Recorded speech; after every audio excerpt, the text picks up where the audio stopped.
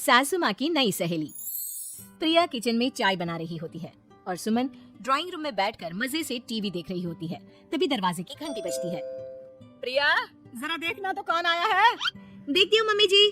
प्रिया दरवाजा खोलती है तो सामने पड़ोस वाली विमला आंटी खड़ी होती है। नमस्ते आंटी जी, कैसी हैं आप?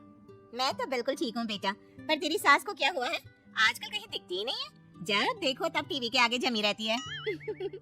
अंदर तो आइए आंटी। अरे ओ दीपक की अम्मा, कहाँ हो? विमला, आओ आओ, क्या बात है, बड़े दिन बाद याद आई तुम्हें मेरी। मैं तो हमेशा ही तुम्हें याद करती हूँ, पर तुम ही गायब रहती हो और आजकल तो बाहर भी नहीं आती जाती। तबीयत तो ठीक है ना तुम्हारी?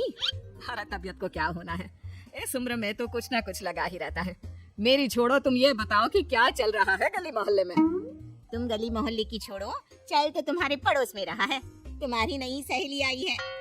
मेरी कौन सी नई सहेली? मैं तो यहाँ बस तुमसे बातचीत कर लेती हूँ या फिर बाजू वाली शर्मा की बहू से दो चार बातें कर लेती हूँ। इसीलिए तो कहा कि तेरी नई सहेली आई है। अब कोई पड़ोस में आया है तो बात तो होनी ही है। कम से कम इसी बहाने हमारा भी एक ग्रुप बन जाएगा। फिर सब मिलकर अपनी बहुओं की शिकायतें किया करेंगे।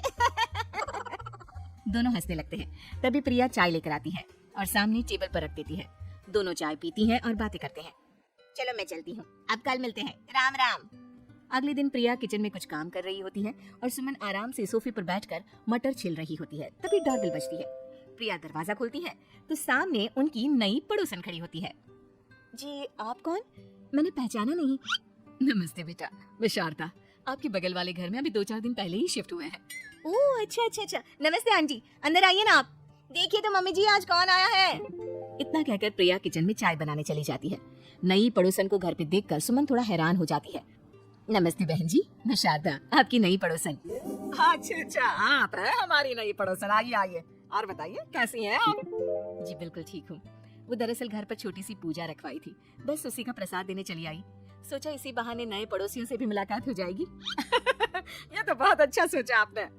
सुमन प्रिया को आवाज लगाती है। अरे ओ बहू, जरा चाय पानी का तो आके पूछ लो। ये आजकल की बहुएं भी ना, जब तक बोलो नहीं तब तक कुछ नहीं करेंगी। आई मम्मी जी। प्रिया चाय लेकर आती है। दोनों बैठकर चाय पीती हैं और खूब सारी बातें करती हैं। अच्छा बहन जी, अब मैं चलती हूँ, फिर मिलते हैं। अब तो आना जाना लगा ही रहेगा। शारदा के जाने के बाद प्रिया किचन से बाहर आती है। क्या बात है मम्मी जी, आप दोनों को देखकर तो लगा ही नहीं कि पहली बार मिल रही हो। आप दोनों तो बिल्कुल बिछड़ी हुई सहेलियों की तरह बातें कर रही थी। अरे जब दो औरतें मिल जाती है ना, तो बातें अपने आप ही निकल आती है। अब तू अपने काम पर ध्यान दे, बातों पे नहीं। ऐसे ही कुछ दिन बीत जाते हैं। अब सुमन और शारदा अच्छी सहेलियां बन गई होती हैं। दोनों एक साथ मंदिर जाती, मार्केट जाती और कभी कभी तो विमला भी इनके साथ मिलकर खूब हंसी ठिठोली करती। एक शाम तीनों बैठकर सुमन के घर पर चाय पी रही होती हैं कि तभी बहुत तेज बारिश शुरू हो जाती है। सुमन जोर से प्रिया को आवाज लगाती है। प्रिया, ओ प्रिया, देख कितनी तेज बारिश हो रही है। जाके छत से सारे कपड़े ले आ, नहीं तो सब भीग जाएंगे। सुमन 2 बार आवाज लगाती है लेकिन प्रिया का कोई जवाब नहीं आता। शायद प्रिया कुछ काम कर रही है, इसलिए कुछ जवाब नहीं दे रही। अरे काहे का काम, आराम फरमा रही होगी महारानी। तभी प्रिया बीमार हालत में अपने कमरे से बाहर निकलती है। हाँ मम्मी जी, क्या हुआ? मेरी तबीयत थोड़ी ठीक नहीं है ना, इसलिए आग लग गई। अरे सारे कपड़े भीग गए और तुझे सोने से फुर्सत नहीं है। सबके सामने सुमन के मुंह से ऐसी बातें सुनकर प्रिया उदास हो जाती है और छत से कपड़े उतारने चली जाती है। सुमन, ये क्या बात हुई? प्रिया ने बताया ना कि उसकी तबीयत ठीक नहीं, इसलिए उसकी आंख लग गई। तुम भी ना खामखा उसे सबके सामने सुना दिया। अरे आप नहीं जानती शारदा जी, कुछ बहुएं ना बहुत आलसी होती हैं, घर का एक काम नहीं करना चाहती। ऐसा नहीं है सुमन, तुम्हारी बहू तो बहुत प्यारी है, तुम्हारी सारी बात भी तो मानती है। हाँ सुमन, तुम प्रिया के बारे में ऐसा क्यों सोचती हो? मेरी भी 2 बहुएं हैं, लेकिन मैं उन्हें अपनी बेटियों की तरह रखती हूँ। आखिर वो भी तो किसी की बेटियां ही है ना। और अगर तुम ऐसा ही व्यवहार करोगी तो एक दिन प्रिया भी तुम्हारे साथ ऐसा ही बर्ताव करेगी। शारदा और विमला की बातें सुनकर सुमन की तो बोलती बंद हो जाती है। वहीं प्रिया भी बाहर से सारी बातें सुन रही होती है। अरे मैं कोई उसकी दुश्मन थोड़ी ना हूँ, मैं भी उसकी माँ हूँ, लेकिन कभी कभी सास बनना पड़ता है, नहीं तो बहुएं हाथ से निकल जाती है। देखो सुमन, ये सब सोच का फर्क है। अगर तुम ये सोचोगी तो कभी प्रिया को अपनी बेटी नहीं बना पाओगी। इतना कहकर शारदा और विमला वहाँ से चली जाती हैं और सुमन अकेले बैठकर उनकी बातें सोचने लगती है। अगले दिन प्रिया और दीपक अपने कमरे में बैठकर बात कर रहे होते हैं और सुमन उनके कमरे के बाहर कुछ काम कर रही होती है और उन दोनों की बातें सुन लेती है। दीपक, तुम्हें पता है हमारे पड़ोस में जो शारदा आंटी है ना, बहुत अच्छी है। अच्छा, ऐसा क्या हो गया जो तुम्हें वो इतनी अच्छी लगने लग गई?